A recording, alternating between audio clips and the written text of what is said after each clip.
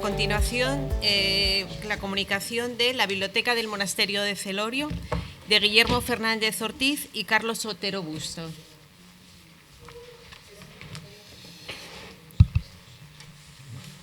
Buenas tardes a todos y a todas. Lo primero, vamos a intentar ser lo más rápidos y amenos posibles, contando unas notas breves sobre esta biblioteca, en este caso una biblioteca que ya no existe, pero que existió hasta la desamortización. Entonces me acerco más. Buenas tardes a todos y a todas, lo primero, y muchas gracias al comité organizador por contar con nosotros por haber aceptado la propuesta enviada en su día y también el texto definitivo que la acompañaba o que fue resultado de esa idea original. Hablaré yo brevemente y la segunda mitad la hará Carlos, que os contará realmente la Biblioteca de Celorio.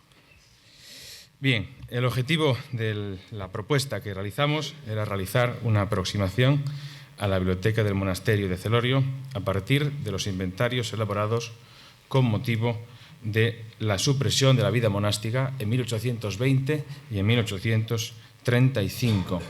Esos dos inventarios son de los que ofrecemos la edición que acompaña al estudio preliminar o estudio introductorio de ambos textos. Como es bien sabido, o sea que no voy a contar nada nuevo, los inventarios elaborados entonces no dejan de presentar diversos problemas para el análisis de las librerías monásticas en su estadio final. Es decir, solo nos ofrecen la imagen de esas librerías en 1835 o en 1820, justo cuando dejan de existir las instituciones. No permiten tener una idea cabal de cómo se han ido formando las colecciones, de estas de las que se hablaba hace un poco. Menciones genéricas al número de volúmenes, clasificaciones arbitrarias, exclusión de títulos que las comisiones calificaban como inútiles y, sobre todo, ofrecen como dificultad la imposibilidad de ofrecer la identificación exacta de unas obras de las que apenas se da título y autor. Sin embargo, la investigación señala que, a falta de otras fuentes, no dejan de estimarse como indicadores sumamente útiles para aproximarse a ese estado de las bibliotecas monásticas justo al final de la vida de la institución, que permiten entender el perfil o las ideas que tenían aquellos que se encargaron de evaluar la entidad de ese patrimonio bibliográfico y, sobre todo, que tenía la posibilidad de saber, permite ver, qué era aquello que iba a ir a las bibliotecas universitarias y luego las públicas del Estado al encuentro del lector, como se publicó en una tesis no hace demasiado. Llevaremos, ya digo, haremos este inventario. En el caso de los que nos ocupan, los títulos se ofrecen muy abreviados, como también se hace con los nombres de los autores. Rara vez se consignan los años, casi nunca los lugares, y lo que sí se consigna sistemáticamente es en qué está encuadernado, si en pergamino o en pasta, el número de tomos y el tamaño, si es en folio, si es en cuarto o si es en octavo.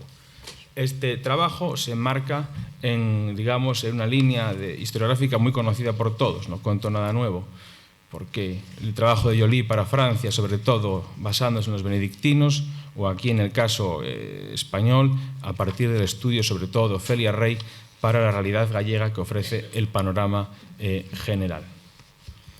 Para el caso asturiano, creo que dos puntos de partida son las referencias que ofrece a los inventarios de la desamortización Ramón Rodríguez en su tesis sobre la biblioteca de la Universidad de Oviedo y, por supuesto, el primer congreso de bibliografía asturiana, en el que María Josefa Sanz preparó un estudio sobre la entidad de la biblioteca de San Vicente de Oviedo a partir, sobre todo, de las cuentas. Por tanto, se veía perfectamente cómo se había ido formando. Luego, en el segundo congreso, Ana Suárez daría a conocer lo mismo a partir de las cuentas de Valdedios. También no me puedo olvidar, por supuesto, de los estudios de don Agustín Nevia Ballina sobre San Vicente de Oviedo y sobre el Padre Feijoo y su biblioteca. Ven a la izquierda lo que resta de un ejemplar rarísimo que tanto para España como para Francia, que es un fragmento de un inventario de biblioteca. Hay muy pocos para monasterios benedictinos y cistercienses y ese es el del monasterio de Belmonte, Si la biblioteca de Celorio, como veremos, es lamentable, en entidad y en variedad de fondos, la de Belmonte era todavía peor. Las fuentes, dos fuentes distintas. Por un lado, el inventario formado en 1821, después del advenimiento del trienio liberal, y que se conserva en 2 copias en el Archivo Histórico Nacional de Madrid y que hemos preparado para el trabajo. En este ven ustedes como ejemplo pues esos testimonios que aparecen ahí en pantalla del contenido de la librería. Esa Biblia castellana preparada o traducida por el padre Estío, por tanto un volumen de finales del siglo XVIII en varios tomos y que se fue imprimiendo hacia 1770 en Madrid. Tiene abajo también los libros clasificados en pergamino. Y ya termino, que me extiendo mucho. Aquí tienen el ejemplar de 1836, que no hemos localizado en Madrid entre los fondos del Archivo Histórico Nacional, pese a que a priori debía constar allí ninguno de los 3 copias que tenían que existir de este inventario. Pero por fortuna se conserva en el Archivo Histórico de Asturias, en el fondo Posada Herrera, el manuscrito, el borrador, previo a la preparación de ese inventario. Y a partir de él pues hemos podido ofrecer la edición y aproximarnos a la biblioteca de Celorio, que seguro que hace Carlos con más entusiasmo que yo.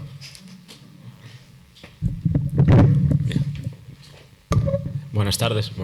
La biblioteca de Celorio destaca principalmente por la pequeña cantidad de libros que en ella se custodiaban, lo que refleja a su vez la propia actividad que podía tener el monasterio y su estado económico también en parte. Siguiendo las 2 fuentes que os mencionaba Guillermo, el inventario de 1821 nos dice que habría unos 106 títulos en 225 volúmenes, aunque realmente se podrían alcanzar los 259 tomos, porque hay algunos que se cuentan aparte. Mientras que en 1836, según el otro inventario estudiado, las cifras disminuyen a 44 libros y 94 volúmenes. Esto está muy lejos de los grandes monasterios que había en la Europa de la época, como pueden verse en algunos de esta tabla. Por poner algunos ejemplos de la Edad Moderna, en Claraval se alcanzan los 50.000 volúmenes y en Saint-Germain-des-Prés se rondaban los 13.000, que sería un mundo totalmente aparte de esto que vemos en Celorio, como también lo eran otros monasterios peninsulares.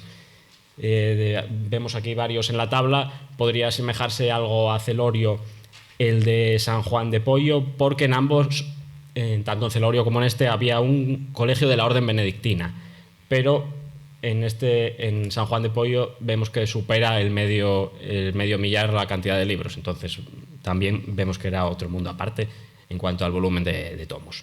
Centrándonos solo en Asturias, sí puede ser Celorio un poco similar a Cornellana, aunque en Cornellana hay algunos más, pero igualmente se queda muy atrás respecto al monasterio de San Vicente y al de Corias, que eran los más importantes en las Asturias en este sentido, vamos, los más potentes, por así decirlo.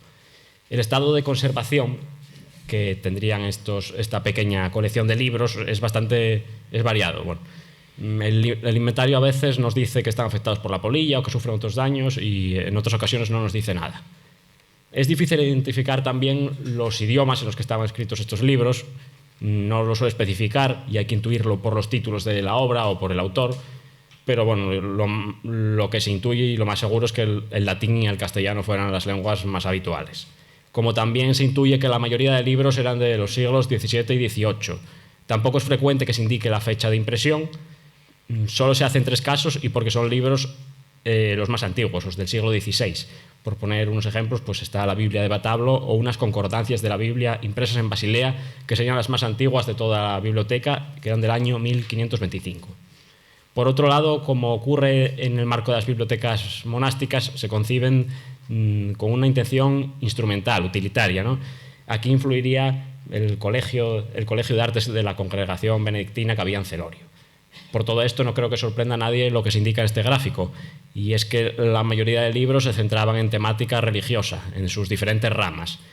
Hay algunos también de historia y de filosofía, pero aparecen de una forma muy testimonial.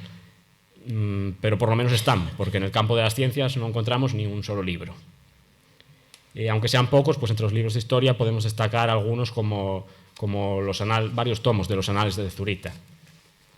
Centrándonos en los de temática religiosa, probablemente las ramas que tengan mayor presencia son la teología moral Y también es llamativa la colección que tenían de libros sobre los santos padres, sobre obras de los santos padres. Por poner algunos ejemplos brevemente, las obras más destacables son las del padre Suárez dentro de la teología moral, aunque también hay otros nombres con cierta fama, como podrían ser Villalobos y su suma moral, Medina, Navarro, el padre Lacroix, o algunos manuales de confesores como el de Alpizcueta. En lo que es la patrística encontramos obras sobre todo de Santo Tomás, también tenemos de otros autores de otros santos padres como San Agustín, San Gregorio, San Bernardo, algunos de ellos comentados por autores con cierta fama como Juan Bautista Lardito o el cardenal Aguirre. Una parte importante de estos autores eran benedictinos, aunque que es algo bastante razonable teniendo en cuenta que era la congregación a la que pertenecía Celorio, pero también hay autores de otras comunidades, sobre todo destacan los jesuitas, y de forma puntual aparecen otros de otras órdenes, pues como pueden ser los jerónimos o la orden de Císter, ¿no? Bien, para cerrar, ¿qué podemos destacar de esta biblioteca? En primer lugar, su reducido tamaño, como ya insistimos. Independientemente del inventario que consultemos, es una biblioteca muy pequeña. Una biblioteca modesta si la comparamos con inventarios de un tamaño similar al de este, pequeños, como si la comparamos dentro del marco geográfico asturiano. Y finalmente podemos señalar que los fondos de la biblioteca vendrían determinados por el carácter utilitario de ese colegio de artes de la Congregación de San Benito que había allí fundado.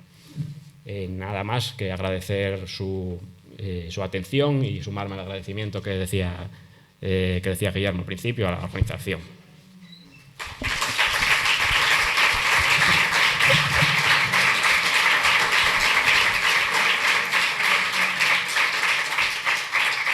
Damos las gracias a Carlos Guillermo por esta investigación y si tenéis alguna pregunta, es el momento. Creo que citaste el libro de una mujer, o todo era de valores. No, de mujeres, no. No, hay veces. No, claro.